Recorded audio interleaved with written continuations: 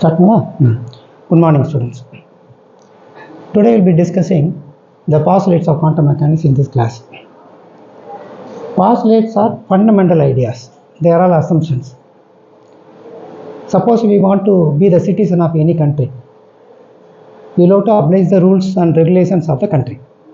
If you want to join the community, any community, if you want to join the religion, then you have to oblige their rules. Only then you can be the citizen of the country or you can join any community. Similarly, if you want to join the community of quantum mechanics, so you have to oblige certain rules. You have to assume certain rules. So these assumptions and rules are nothing but postulates. Postulates of quantum mechanics. These postulates are fundamental ideas. We can't question them, but we can experimentally prove it. The outcome of postulates can be proven experimentally. So today we will discuss the postulates of quantum mechanics in detail. So postulate refers the fundamental assumption or basic principles that form the foundation of the theory. For any theory, we need some postulates. These postulates are the starting points. They are the starting points from which the entire formalism of quantum mechanics is built. So they are all fundamental ideas out of which the whole thing is formulated.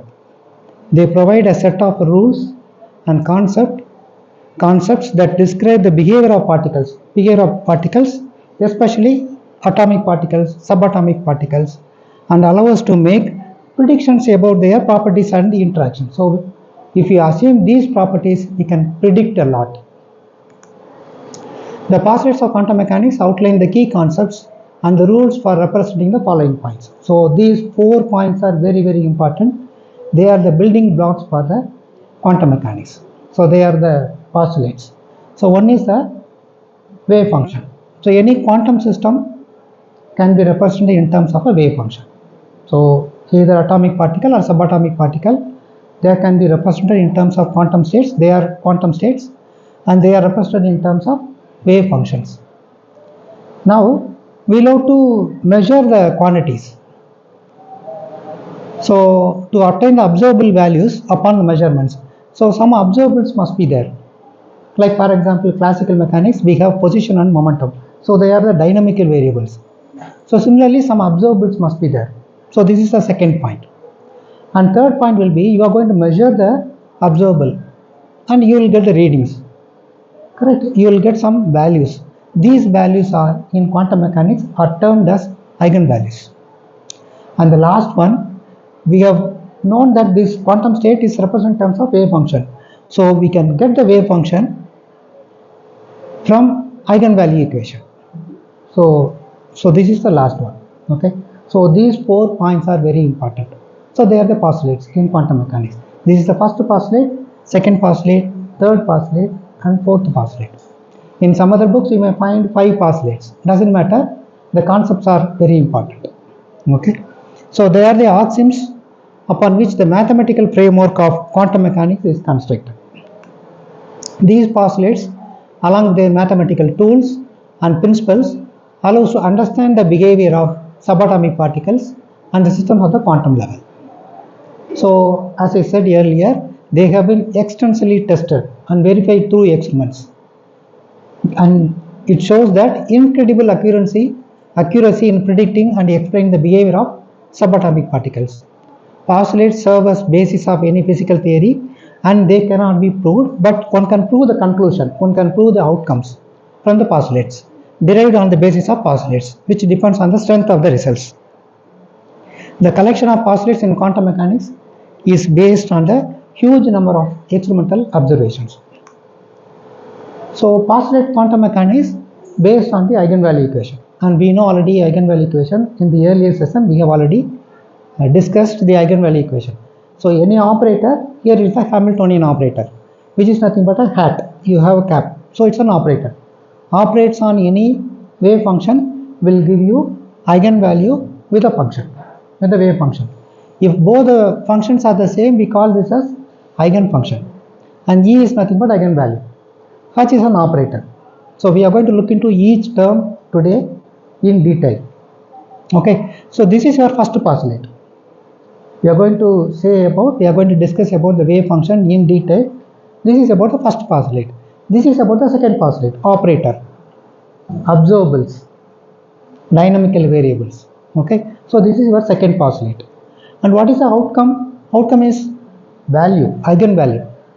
So here it's a Hamiltonian, so it is energy operator. So you will have only energy eigenvalue. Suppose if you have a position operator, then we will have position eigenvalue. If we have a momentum operator, then we can have a momentum eigenvalue. So something like that. Okay, put together H psi equal to E psi is the fourth one, which is nothing but eigenvalue equation. So these are all four ideas. Okay, now if you substitute E equals the operator, the expression for energy operator, I h cross d by dt. So I h cross d psi by dt is nothing but H psi. This is called evaluation operator. So this is time evaluation operator. So this is the final one, out of which we can find out psi. We can find out the psi. Okay. So these are the ideas. So this is the first postulate, and this is your second postulate, third postulate. Put together, that will be your final postulate. Okay.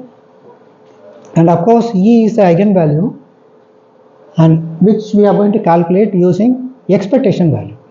Okay, we'll see in detail later. So now we'll look into first postulate. First postulate says about the wave function.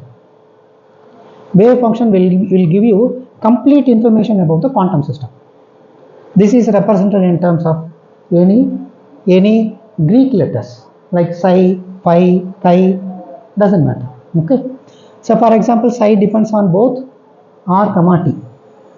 Psi depends on r comma t. So position coordinate and time coordinate. Okay, psi depends on position coordinate and time coordinate. So position coordinates, in the sense, it is, as we discussed earlier in linear vector space, is n dimensional space. Am I correct? So position coordinate goes from 1 to n. This is n dimension 1. So psi depends on both r comma t. So this is n dimension 1. So that's why r1 r2 dot dot dot rn, and it depends time also. As time passes, the wave function may change. So it depends both on position and time. So this is called a wave function of a state of a vector. So wave function or a state of a vector. So it is a complex function of space and time. So we can have a complex quantity psi star r comma t. So we'll have to take the complex conjugate of this. So all possible information about the system can be derived from this wave function. So we can get every information if we know the wave function for a particular location and particular time. We can have it. For example, if we take linear harmonic oscillator. So in the next unit we will be studying linear harmonic oscillator. This is one dimension. Suppose linear harmonic oscillator is something like that. You have a mass and we are going to pull this side, we are going to pull this side. So this will make to and fro motion, back and forth motion about its main position. So it moves in the x direction, correct? X and minus x direction about its main position. So this is called one dimension motion. So we can represent the wave function in terms of psi x comma t. So one dimension motion. And suppose we have a hydrogen atom that moves in the x direction alone.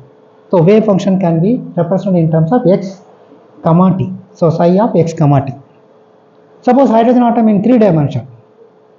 Then psi can be represented in terms of x comma y comma z comma t. Okay, this is a position coordinate in 3 dimension, and this is the time coordinate. So hydrogen atom. Suppose if you are going to represent a helium atom. We have a helium atom, 2 electrons on the nucleus. Correct? Suppose if I take as a whole helium atom in 3 dimension, then I can represent in terms of 3 dimension.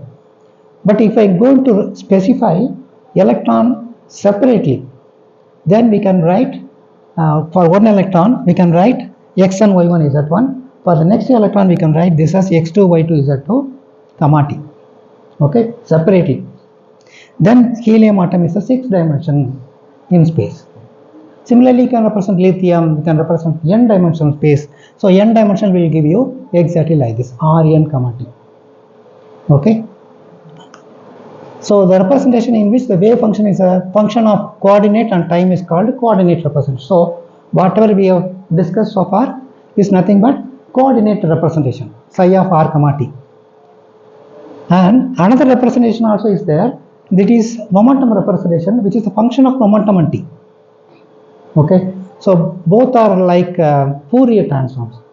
So x is a Fourier transform of momentum, momentum is a Fourier transform of position. Okay, so they are all Fourier transforms. So there are two representations. One is ordinary coordinate representation, another one is momentum representation, and this is phi, which depends momentum and t. Okay, the probability of finding. So what is the use? Okay, what are the uses? So use is nothing but the probability of finding a particle is given by within this range. What is the use of wave function? Suppose any particle is there. Okay, so we can find out the probability of finding the particle. We can find out the particle probability within the region x plus dx, x comma x plus dx. We can find out within the range. For the entire system, for example, particle is there. So for the entire system, then we'll have to integrate minus interpolation infinity psi of x dx. So this is nothing but the probability of finding the particle within the range dx. And as we discussed, psi can be a complex number. Just now we discussed psi can be a complex number. So psi alone will not give you any particular meaning. For example, probability psi can be a positive number or negative number. If it is a wave, then the squaring that will give you positive value. Probability can never be negative. So Max Born introduced probability density squaring this term. So he multiplied the ordinary wave function with its complex conjugate, that will give you probability density. So probability density will give you always real value. It can be a complex number, or it can be a positive value, negative value. Probability can never be negative. So Max Born introduced this idea. So now look at this one. You have psi star multiplied by psi will give you psi squared. So which is nothing but probability density, which will be always a positive value. But electron, which will lie between minus infinity and plus infinity. So there will be a surety will be there. So if electron surety is there, then we can say that the answer is equal to unity 1. So then the wave function is, suppose if it is equal to 1, the wave function is normalized. Suppose if it is not normalized. Suppose we consider if it is not normalized, that is the product of wave function with its complex conjugate is not equal to 1, it is equal to 5. Okay, then equal to 5. Then probability is greater than 5, correct? Probability is greater than 1. Probability never be greater than 1. So we will have to normalize this quantity. For that, what we are going to do is, just we will have to have a new wave function which should be divided by root 5, that will give you equal to 1. So this is the way. So we will have to multiply with a suitable normalization constant to get the normalization condition which is equal to 1. So here a squared is nothing but the normalization constant, and this is nothing but probability density, where a is a normalization constant. And of course, if you multiply these two, that will give you mod squared, and this answer will be always less than infinity. Only then it can be a physically acceptable wave function. The answer should be there. Answer should be less than infinity. What we call this as a square integral function. The name itself, it is obvious. So it is obvious that you just look at this one. We are going to square and we are going to integrate. So this is a square integral function which is very, very important. It's a part of postulate 1, but this is very important concept in quantum mechanics, especially in postulate number 1. Okay, so here itself we can say that this is normalized. Here itself we can say this must be normalized because our answer is less than infinity. So it implies that the wave function must be a square integral wave function for any physically acceptable wave function. So it must be a square function, only then it can be normalized. So there are some requirements for the wave function to be physically acceptable. So one is a single valued function. Another one is the wave function must be continuous. and another one must be finite one. And of course we have seen the square interval function also, it's very important quantity. So 4 out of 3 we have written 3, but 4 are very important. Okay, it must be a square interval function.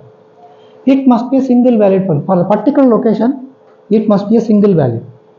It should not be a multiple valued function. If we want to specify one particular value, then for particular location, we need to have only a single value. It should not be many values. And of course, the wave function must be derivative and must be continuous. So since a particle can transfer from one space to another space without passing the path in the path connecting them, the wave function must be finite. So the value must be finite. Okay, the wave function that fulfill all these requirements, including square interval wave function, is said to be physically acceptable, well-behaved wave function. Okay, now we'll look into one by one. It is a single valued function. Suppose if we have psi equal to a cos inverse of 0 or t, which is equal to 1, we know already. Okay, so at this point we have cos inverse of 0 equals 1. Okay, at this point. Suppose if we have cos inverse of 2 pi, that also will be equal to 1. Cos inverse of 4 pi, that also will be equal to 1. How many values are there? We can have infinite number of values are there.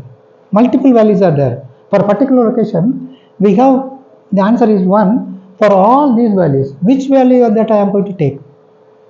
Which value we can take? We can take many values, correct? So it is not a single valued function there. Sin 0, 0. Sin pi is 0. Sin 2 pi, 3 pi, 4 pi. Which value we are going to take for a particular location? So it is a multiple valued function. We need to have only single valued function. Okay, so this is not acceptable wave function. Similarly, second point is continuous, correct? So this is a continuous wave function, is continuously going in space. So look at this one, this is discontinuous.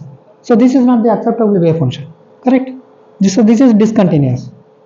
At this point we have discontinuous. So this is not physically acceptable wave function. Okay, now there's a quiz. We have 2 quizzes. Which one of these is the most important characteristics of the wave function? We have already read just now. Wave function must be single valued and it is finite and continuous to have physically acceptable wave function and square interval function, and this is normalized. Just tell me out of 4 which one is the most important characteristic of the wave function. Of course everything is important, correct? But what is the question? The most important characteristics of the wave function. Which one you feel that which is the most important one? Which one you feel? One characteristic that will include all the characteristics. You think of in that way. Okay, A is continuous. You can have a finite value, infinite value. So which one is important now? Finite or continuous or single value? Which one is important? This is very, very important. So this is square interval function. For any physically acceptable wave function, we need to have square interval function. The answer is less than finite, correct? So if it is square interval wave function, this must be physically acceptable wave function. It can be normalized. Okay, it can be a single valued function and it is continuous. So this is the most important one. So second quiz says that show that psi equals x squared is not a well behaved wave function. You just square it, x to the power 4. You have mod square, correct? X to the power 4. And minus infinity plus infinity, the answer will be, we will have infinity, x to the power 4, x to the power infinity. X. So answer is infinity. But answer must be less than infinity. So this will not behave as a physically acceptable wave function. Okay, this is the idea. Now postulate number 2. Postulate number 2 says about the observables. So in classical physics, suppose we want to know the any particle, we want to know the position of the particle, we need to have at least position and momentum. Particle moves with some velocity, then we can find out momentum. Okay, if particle is still there, we can find out the position. So position and momentum are very important. They are called as dynamical variables. In quantum mechanics, these dynamical variables are nothing but observables. Okay, these observables which will depend on both position and momentum. Okay, so observables depend on position and momentum. Okay, so we'll have to take the readings. They are all readings in the lab. So observables. So these observables are associated with the operator in quantum mechanics. All observables are associated with the operators. Okay. Then another very important thing is they must fulfill this idea. They must be linear Hermitian operator. So observables are associated with the linear Hermitian operator. All observables in quantum mechanics are associated with the operators. These operators must be Hermitian and linear. The operator in quantum mechanics is derived from the Poisson bracket. Of course, we have the framework, everything is taken from the classical mechanics. Okay, in classical mechanics we have already studied Hamiltonian, which is nothing but the combination of kinetic energy and the potential energy, sum of kinetic energy, potential energy, the same framework. There it is Poisson dynamical variables, here it is observables, there it is a Poisson bracket, here it is a commutative bracket. So this is commutative bracket. So we have dynamical observables are here, dynamic variables. Here canonically conjugate dynamical variables, which you have studied, canonically conjugate variables in Poisson bracket. Okay, so both are equivalent to you in this relation 1.124.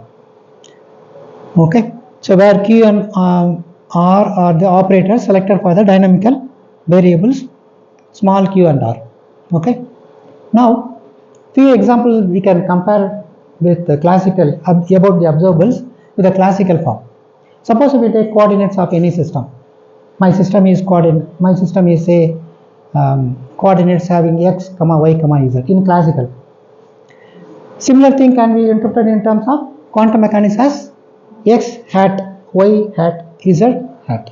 Okay, so x hat stands for the observable, so it is an observable. Okay, it's an operator associated with the observable. Similarly, function of coordinates. So it's a function of coordinates. F of x, y, z can be written as f of x, y, z with the caps.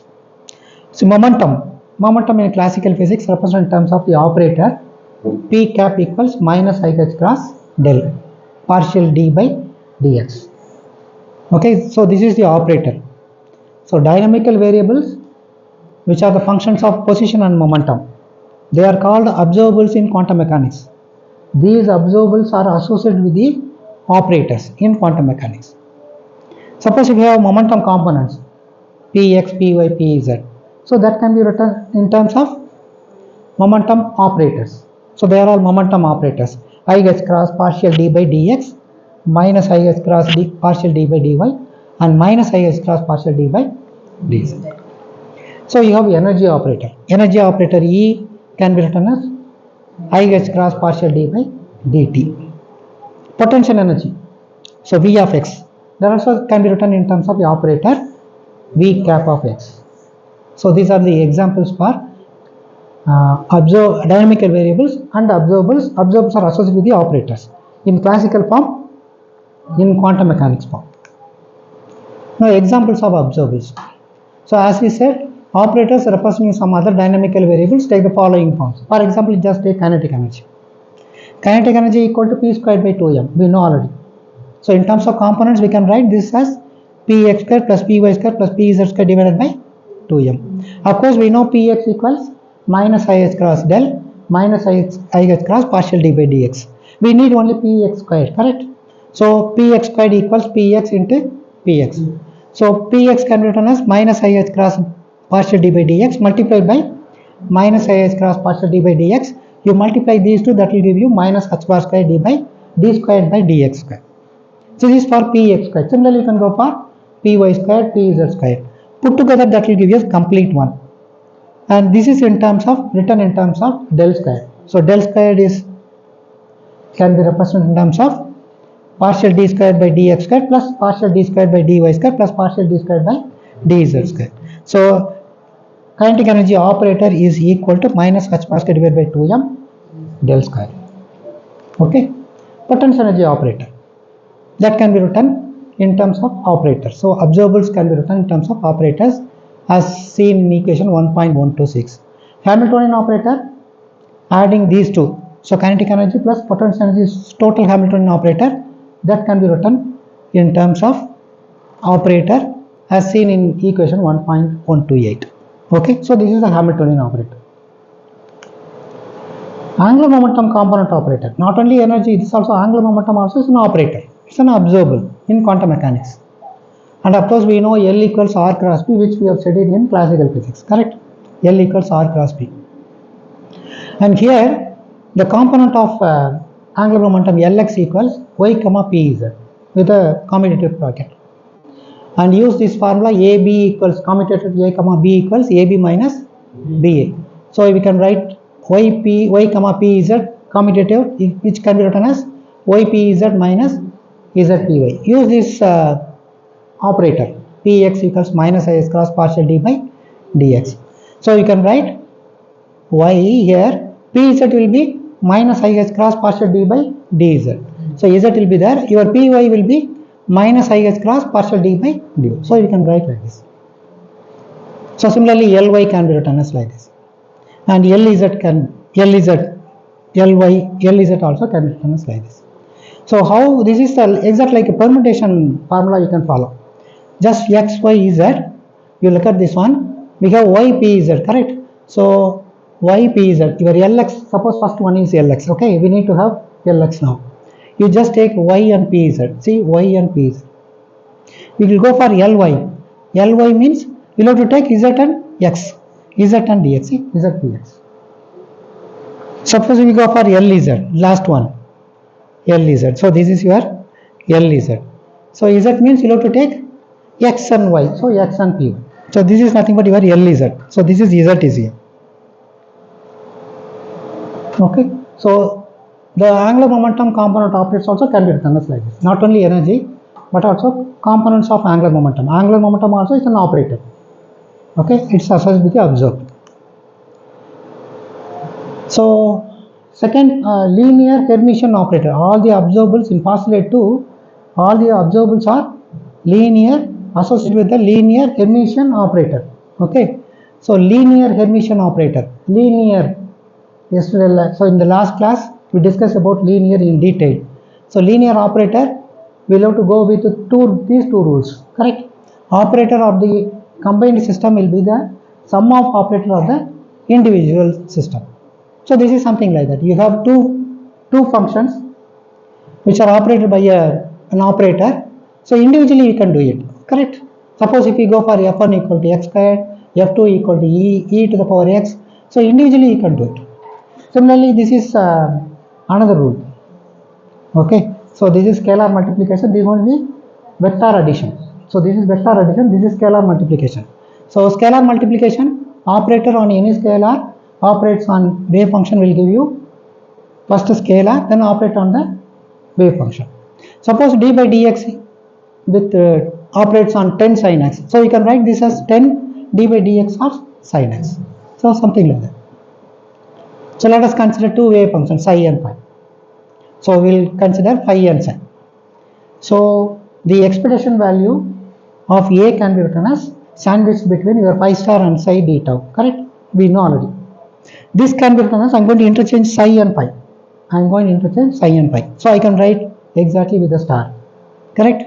I am going to interchange psi here, pi here, and total I can make it a complex conjugate. Provided A and A dagger, A equals A dagger. So this must be a Hermitian operator. So this is in terms of wave mechanics we have written. In terms of matrix mechanics, Keck-Brown notation, we can write exactly like this. We have the matrix element or expectation value A sandwiched between bra phi and ket psi, which is nothing but complex conjugate of bra psi and ket phi. So this condition should be satisfied. Okay, each condition should satisfy. So Hermitian operators have real eigenvalues. So why should we have Hermitian operators? So we said linear Hermitian operator. Linear we have finished. Now Hermitian. Hermitian means all Hermitian operators will have real eigenvalues. We need to have real eigenvalues. We need to have real values.